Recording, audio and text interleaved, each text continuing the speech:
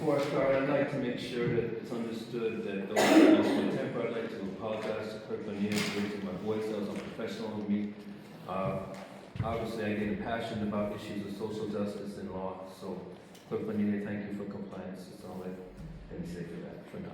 So, for the record, my name is Geoff Monroe. I'd like to speak today for really to address issues that I've addressed already in the past.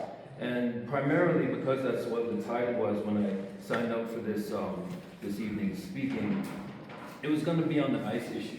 Because I came to this mic, I believe it was in October, on an issue that I was only peripherally aware of because of a Facebook post, and I believe it was in September. It was an ICE raid on Columbus Avenue. I believe it was in September, the early week of September, maybe September 9th. But anyway, Councilmember Gleason was the only person who was curious enough to even ask questions. Grateful as I am for that, Councilmember, I haven't had any reports.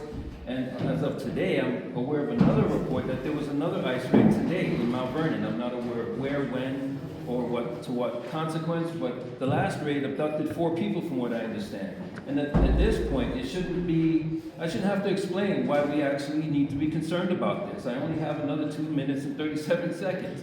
But having said that, I'd like to know why we don't have a sense of urgency around ICE's tactical presence in Mount Vernon. It's a concern, and it shouldn't have to have cost them any murders nationally that ICE has caused around the communities that, especially where Black and Latino people live. I don't want to have to be here cursing people out if that happens in Mount Vernon. Please give us results on ICE's tactical presence and what you know, or at least what the mayor plans to do in terms of supporting or obscuring their plans.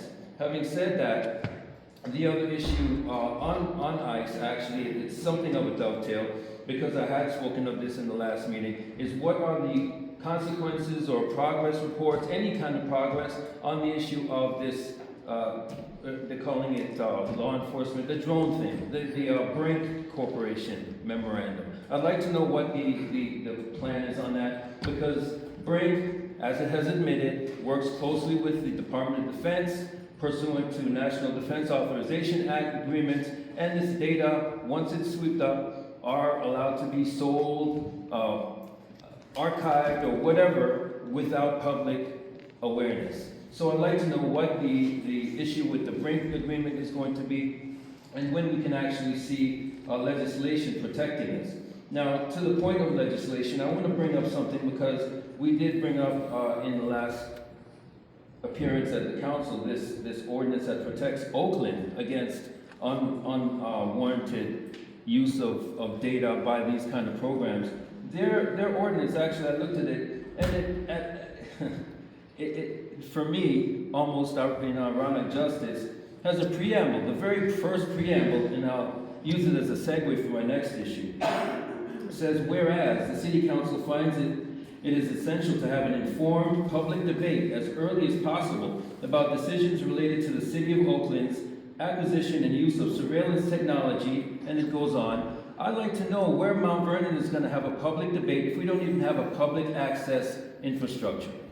We don't have, in fact, I believe I've been speaking for this for almost 15 years, and we have a physical plan for public access, but we've had no progress, we've had no spoken intent on executing public access in Mount Vernon. We can't have a public debate in Mount Vernon on Facebook and YouTube. Twitter, X, YouTube, all these social media are privately owned, and they have no obligation to public dialogue, and they're actively shutting down every dialogue from race to Zionism to etc. Cultural issues are now public targets by the government. We need public access and community-controlled media. Please give me, if possible, all of you, at least the senior-most veterans on this council, can say why we haven't had any progress on that, and tell me what your feelings are on it, and when we're going to get some outcomes, some deliverables. Thank you.